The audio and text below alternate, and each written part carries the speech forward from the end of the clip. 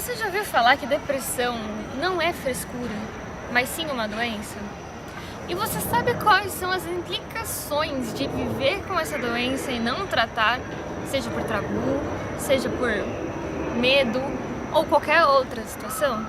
Hoje, a depressão vem sendo tratada como uma doença neurodegenerativa, que pode causar lesões muito parecidas com a do Alzheimer, por exemplo. E você acha que isso não é sério? Às vezes pensamos que a depressão, ansiedade ou qualquer outra doença mental sejam coisas que não são tratadas como doenças. Por que quando a gente quebra a perna a gente vai ao ortopedista, mas quando a gente tem problemas da cabeça a gente não vai até o psicólogo ou psiquiatra?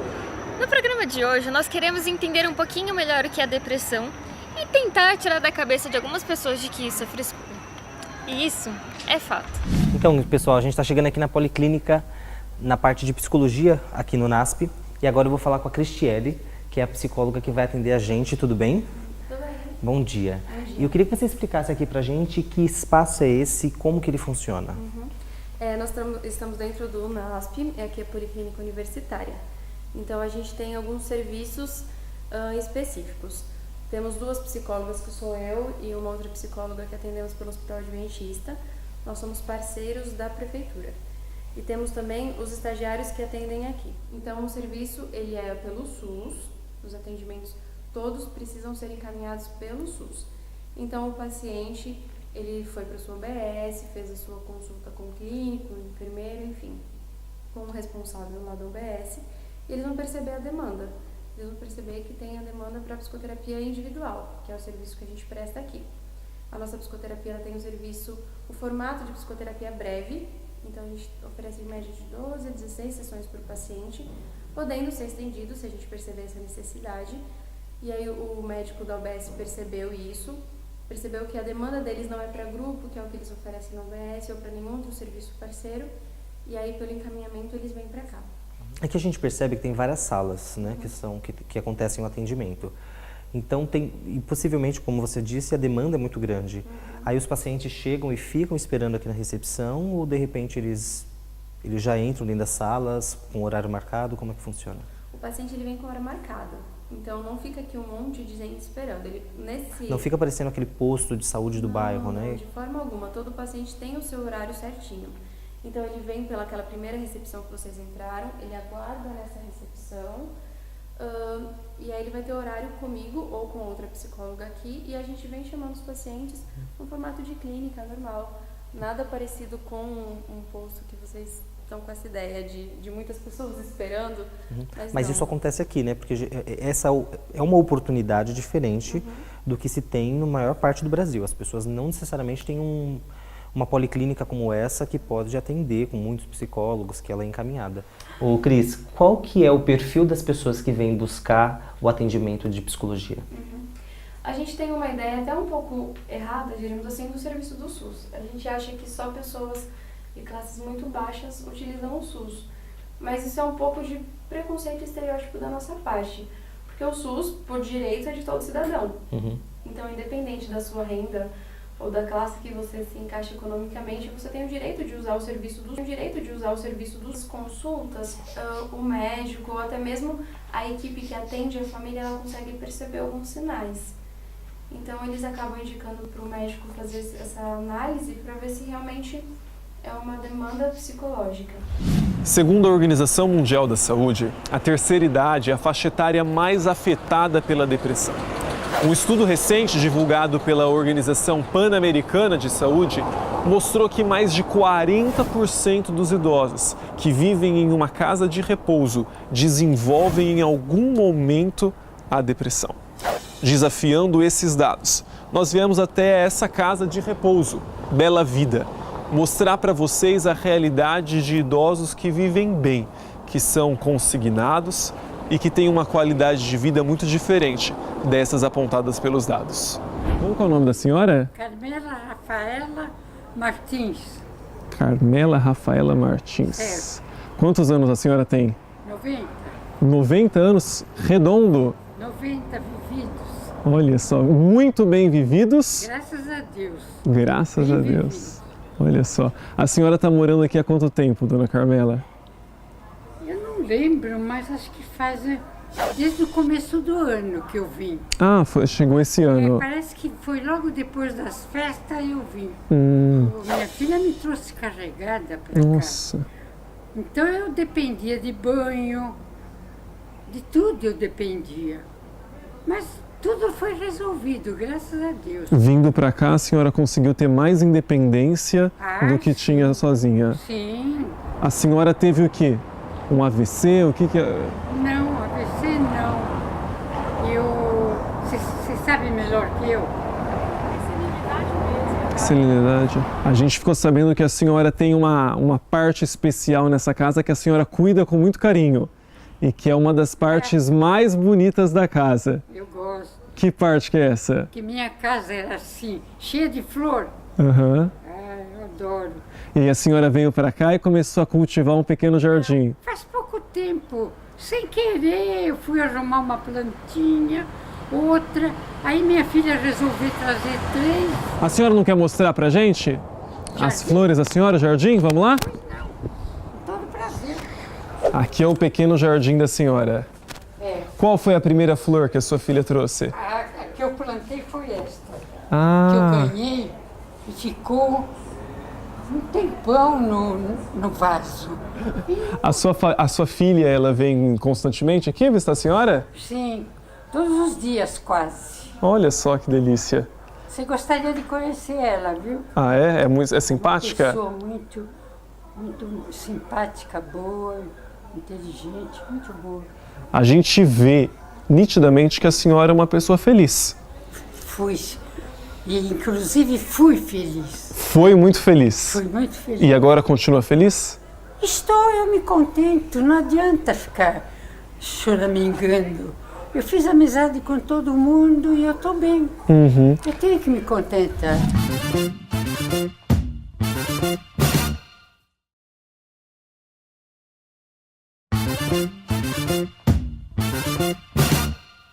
Hoje nós vamos conversar com o Lucas. Boa tarde. Ele vai contar um pouquinho pra gente como foi a experiência dele com a depressão. E fique à vontade de responder as perguntas da maneira como você quiser. Certo. Tá? A primeira coisa que eu queria saber era como foi que você descobriu a depressão?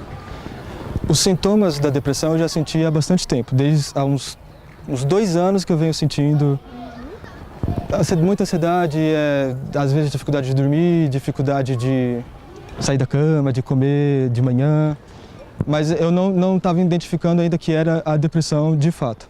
Aí com o tempo as coisas foram piorando bastante, aí eu já não conseguia de fato dormir sempre, até que chegou um ponto que eu não conseguia sair da cama, não conseguia ir trabalhar, não conseguia estudar, não conseguia me alimentar direito. Foi aí que eu percebi que alguma coisa estava muito errada, não era mais só coisa da minha cabeça, ou era preguiça, ou era drama. E aí foi quando eu fiz o acompanhamento médico e recebi o diagnóstico de depressão. Aí foi aí que de fato a depressão se materializou para mim. E receber o diagnóstico para você foi bom ou foi ruim? Como é que foi isso? Foi maravilhoso. A hora que eu recebi o diagnóstico, você tem depressão, foi libertador. Porque as pessoas falavam que eu estava com preguiça, que você não quer fazer isso porque você está fazendo drama, levanta, se você se esforçar você consegue. E eu acreditava nisso, eu achava que eu estava sendo dramático, eu achava que eu estava sendo fraco, que eu estava sendo vagabundo, eu acreditava que eu não tinha nada. E quando eu descobri que eu tinha alguma coisa, justificou todo o meu comportamento e isso foi libertador para mim. Você sabe a causa da sua depressão? Com a investigação médica, a gente descobriu que tem algumas raízes no passado, mas é muito pouco comparado ao que desencadeou a crise, que foi a queda da vitamina B12 no meu sangue. Eu parei de comer carne e o maior erro que eu tive foi não ter substituído a proteína da carne. Então, a minha depressão foi mais uma questão orgânica do que de origem emocional por algum trauma, enfim, foi uma defasagem da vitamina B12 alterou minha química cerebral e foi por isso que eu tive a crise. Ô Cris, e se de repente eu tenho alguém na minha família que ela tá com todos esses sintomas, ela não tá bem, mas ela não aceita isso? Como que eu faço para que ela busque uma ajuda? Como fazer para que ela enxergue que ela não tá bem, sem ser agressivo, sem ser invasivo? Começar a perceber a frequência que isso está acontecendo, tentar com muito tato expor essas questões, mas a pessoa ela precisa querer. Isso é uma dificuldade que a gente tem em aceitar que o paciente ele precisa querer ser ajudado. Você como psicóloga, quais são os efeitos positivos que que fazer um tratamento adequado, a psicoterapia ajuda? Como que isso ajuda? O nosso principal objetivo na psicoterapia é a remissão dos sintomas, a diminuição deles. E eu sempre gosto de falar, desenvolver a autonomia no paciente, sabe? Ele se perceber, entender o quadro que ele se envolve, as coisas que ele pode estar fazendo em busca dele mesmo. Ele voltar a fazer esse movimento, sabe? De buscar, de fazer. E a psicoterapia, ela faz muito isso. É bem importante a gente lembrar também que a depressão, ela não tem uma causa que a gente consegue generalizar. Então não dá pra gente dizer que para todo mundo teve o mesmo acontecimento que desencadeou. Isso é uma mentira. A gente precisa ter muito cuidado em lembrar também que a depressão, ela é um desequilíbrio químico. Então existem causas orgânicas para o corpo estar, para o sistema estar desenvolvendo então esse quadro, e existem também, claro, fatores externos. Então é sempre isso, não existe um único desencadeador e não existe uma regra que a gente consiga aplicar a todos os indivíduos, porque lembrando o que eu já falei anteriormente, cada indivíduo é único.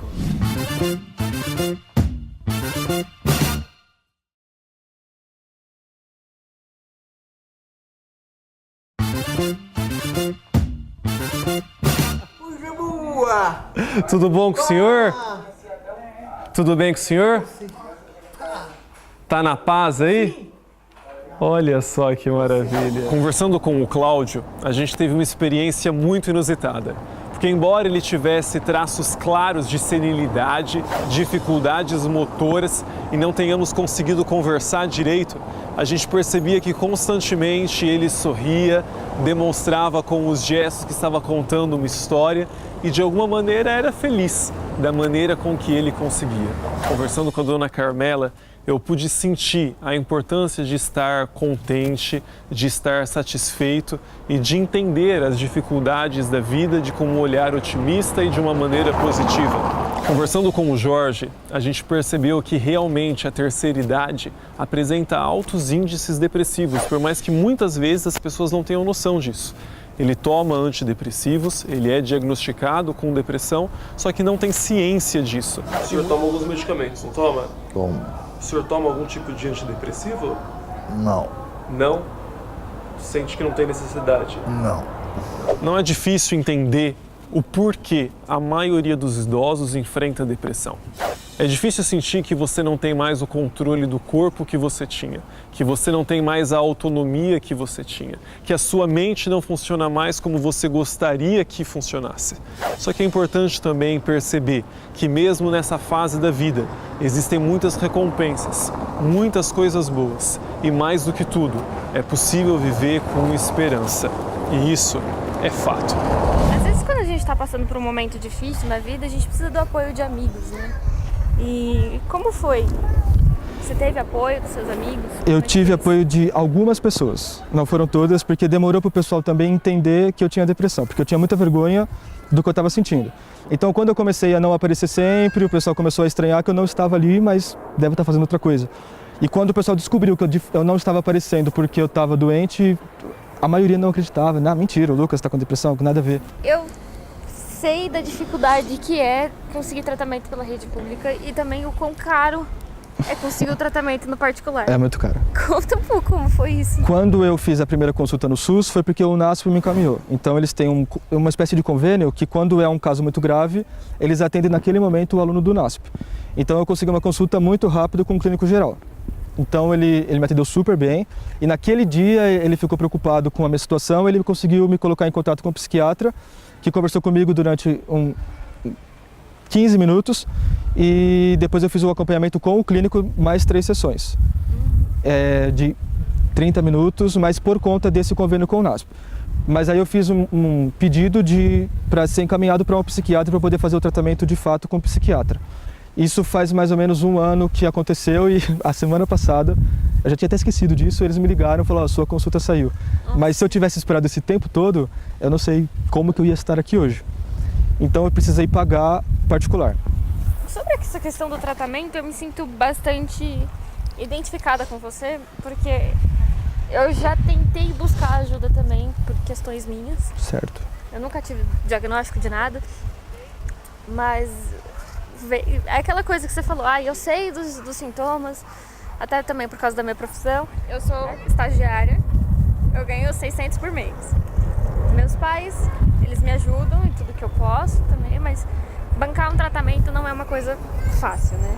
Eu imagino que tenha sido difícil para seus pais também. Foi. É porque, como a depressão não é uma doença com sintomas palpáveis, que você enxerga o que está acontecendo, espera-se que, sei lá, uma pessoa que está com depressão fique só deitada, chorando e sempre triste, mas não é assim. A gente consegue, a maioria das vezes, levantar, a gente consegue viver, só que a gente vive internamente morto, mas por fora a gente está vivo. Então, como não dava para enxergar isso em mim, essa tristeza 24 horas, eles não acreditavam que eu tinha algum problema de verdade, eles achavam que era uma tristeza comum, passageira. Bom, a gente falou bastante aqui que depressão é uma doença, né? Depressão não é falta de Deus, como a gente já ouviu várias vezes na nossa igreja. Às vezes não é frescura, às vezes não, a maioria das vezes, né? Sim. Não é frescura, não é drama, é doença mesmo. Você passou por isso e você sabe melhor do que ninguém o que é isso. Você quer deixar algum apelo? Eu acho bastante importante trazer esse assunto para diálogo. Quando o pessoal da produção entrou em contato comigo para fazer essa entrevista, eles disseram, se você não quiser falar, tudo bem, se você quiser ficar na sombra, não colocar a cara, tudo bem. Mas eu acho importante falar, eu acho importante se expor, porque as pessoas precisam entender que a depressão é uma doença, é um problema, tem tratamento, tem recuperação. As pessoas não são loucas, não são incapazes, não são dramáticas, não são preguiçosas, não são folgadas, não são, enfim, todos os adjetivos que a gente costuma ouvir. É necessário falar, trazer a diálogo, expor, explicar o que é a depressão. Eu não tenho que ter vergonha de ter tido depressão. Se uma pessoa tivesse tido qualquer outro tipo de doença, sei lá, um câncer, ia ser lindo, nossa, me tratei do câncer, me curei, estou aqui dando meu testemunho. Por que não da depressão também? Por que tem que ter esse preconceito, esse estigma que se tem, essa barreira com a depressão? Muito obrigada por ter Eu que agradeço. Disponibilizado o seu tempo, ter aceitado a cara a tapa de falar sobre isso, né? Que não é fácil. E é isso aí, muito obrigada. Eu que agradeço. Pessoal, isso é fato. A Bíblia fala lá em Provérbios 12, versículo 25, que o coração do homem ansioso deixa ele deprimido, mas a palavra amiga pode animá-lo.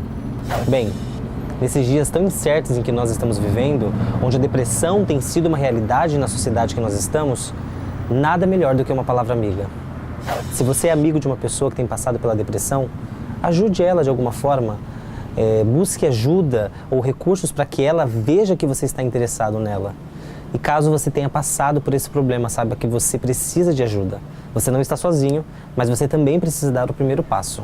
É o que nós desejamos para você, porque isso é fato.